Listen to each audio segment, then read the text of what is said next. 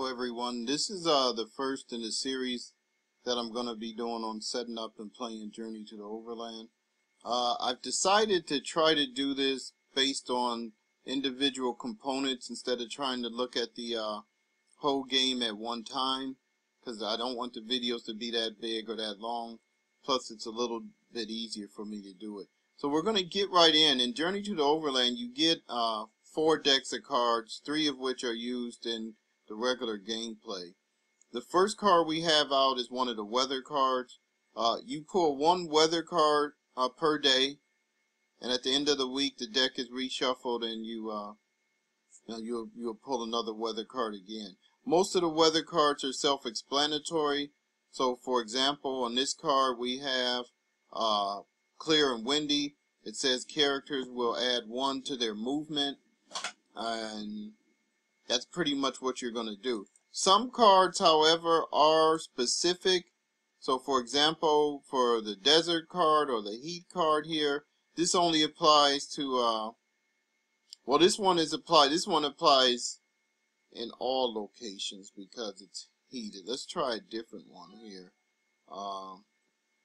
This one is, I want to get the mud card.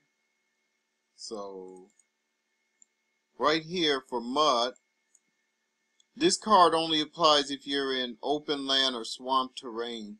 Characters cannot move this turn. So some of the weather cards don't always affect you. It depends on where you're at sometimes and where you're traveling. So the next deck we're going to look at is we're going to take a look at the event cards. Again, the event cards are only brought into play once a week, so 1 event card will be pulled at the start of every week, and it stays in play for the entire week. The event cards are shuffled every month, so at the end of 4 weeks of play, you would shuffle the event cards. One thing to pay attention to with the event cards is some of the cards will direct you to what you have to do that week. So for example, in this card, a war card says you must head straight for your town this entire week, and that's exactly what you have to do.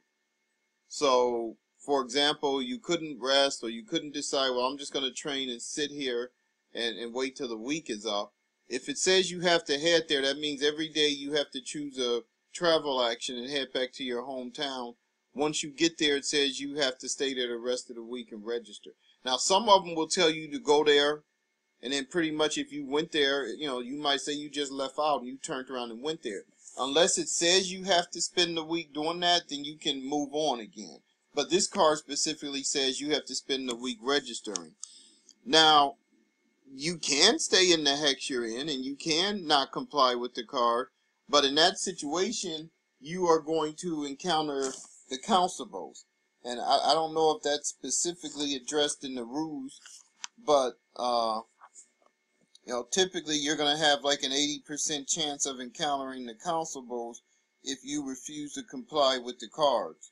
So you're going to have to take your own risk. But normally, even if the weather's bad, or you're in a bad area, or you're injured, you still have to choose this action for that week. These are considered decrees of the king.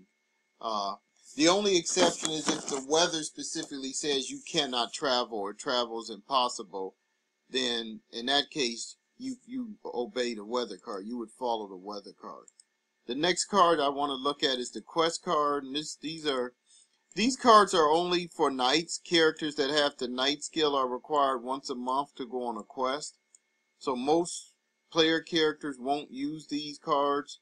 Now, the thing you should know, though, is if you have a knight with you and he's an NPC comrade, not a regular NPC, but an NPC comrade, meaning you're basically playing him as part of your character, you do have to pull a quest card for him once a week, and he would have to go on that quest. Now, if it's a quest you don't want to be bothered with, you can dismiss him, and he's considered to go on his quest, and he's gone, right? And then the normal rules would apply if you encounter that knight again. Or you can go on the quest with him. Now, some quests you can help them. Other quests specifically will say they can't have help. but that's going to depend on the card and depend on your choice. The last card we want to look at in this this tutorial is going to be the encounter cards. Now, the encounter cards are, you know, what I would call the bread and butter of the game. A lot of what takes place in the game is going to happen based on these cards. And the cards will all give you different information. So they'll tell you how much gold the character has, how many hexes away he is from you, his level, the number present, his statistics, basically some information about the character, and then usually his equipment and weapons. One thing to understand about the encounter cards is that unless it says otherwise, once you pull an encounter card, the next thing is to roll on the NPC reaction table. Now, some of them will say don't roll. Some of them will just tell you what happens, in which case you don't have to roll. But normally there'll just be some description, and then after you read that, you roll to see how the NPC reacts to you. Another thing to point out is the gold indicated is per person. So if there's 4 people you encounter, each one of them has 20 pieces of gold. The equipment is per person. So each one of them has a spear or staff. There are exceptions where sometimes it's a group and they have a leader, and the leader may have his own stats and his own equipment. Otherwise, though, these would apply to everybody that you encounter. The level in Journey to the Overland, I mean, you don't go up in levels very easily. So a level 4 character is considered pretty powerful. So most people you will meet or NPCs will be level 1 or 2. Hexes away. 1 hex away is not adjacent. So remember that.